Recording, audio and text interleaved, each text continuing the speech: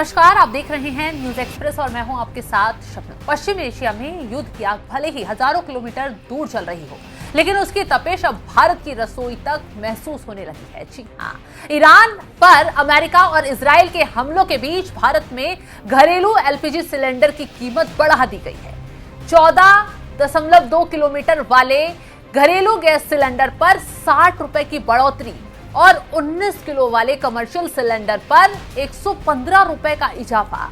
मतलब जो gas cylinder Delhi में कल तक 863 रुपए का था, वो आज से 913 रुपए का हो गया है। लेकिन सवाल यह है कि क्या ये सिर्फ एक मामूली कीमत वृद्धि है या फिर ये उस बड़े संकट का संकेत है जो ईरान युद्ध की वजह से पूरी दुनिया पर मंडरा रहा है।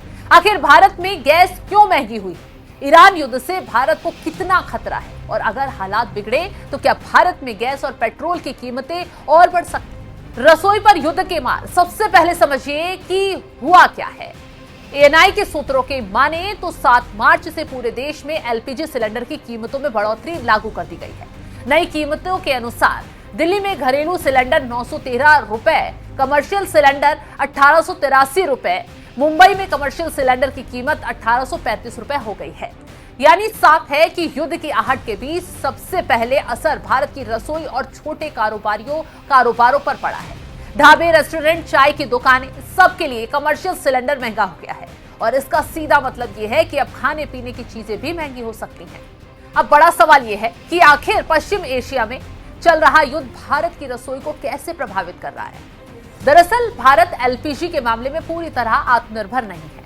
सरकारी आंकड़ों के मुताबिक पिछले वित्त वर्ष में भारत की कुल एलपीजी खपत लगभग 3.13 करोड़ टन थी, लेकिन भारत में उत्पादन हुआ सिर्फ 1.28 करोड़ टन, यानी कि करीब 60% से ज्यादा एलपीजी भारत को विदेशों से आयात करनी पड़ती है और ये गैस इन देशों से आती है सऊदी अरब, कतर, यूएई और अन्य खाड़ी देशों से।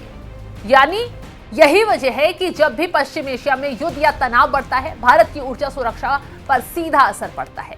यहाँ पर हम आपको ये भी जानकारी देते चले, हॉर्मुज स्ट्रेट जो दुनिया की ऊर्जा लाइफलाइन है, ये वो समुद्री रास्ता है जहां से दुनिया के लगभग 20% तेल और गैस की सप्लाई गुजरती है। अगर ईरान और पश्चिम देशों के बीच तनाव बढ़ता है तो सबसे पहले खतरा इसी रास्ते पर होता है और अगर हॉर्मुज स्ट्रेट में जहाजों की आवाजाही बाधित हुई तो दुनिया भर में तेल और गैस की सप्लाई पर असर पड़ेगा।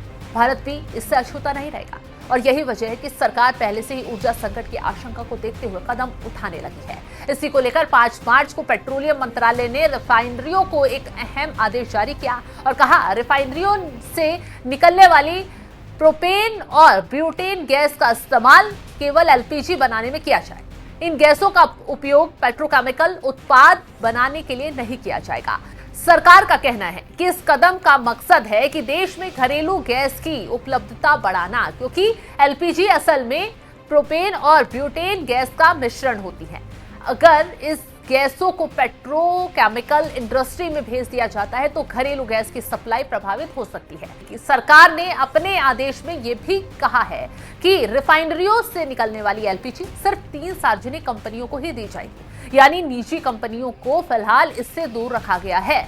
इसका मकसद है देश में गैस की सप्लाई को नियंत्रित रखना।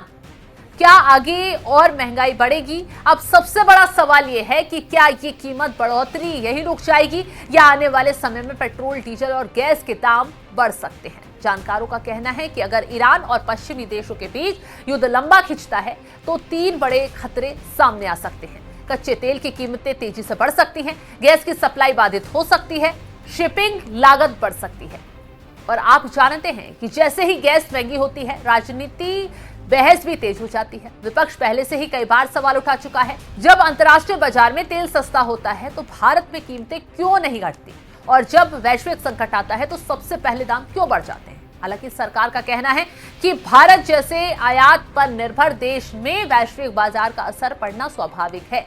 देखना होगा अब आगे राजनीति और महंगाई किधर जाती है। फिलहाल इस खबर को लेकर आप क्या कुछ राय रखते हैं, कमेंट बॉक्स में जरूर बताइएगा।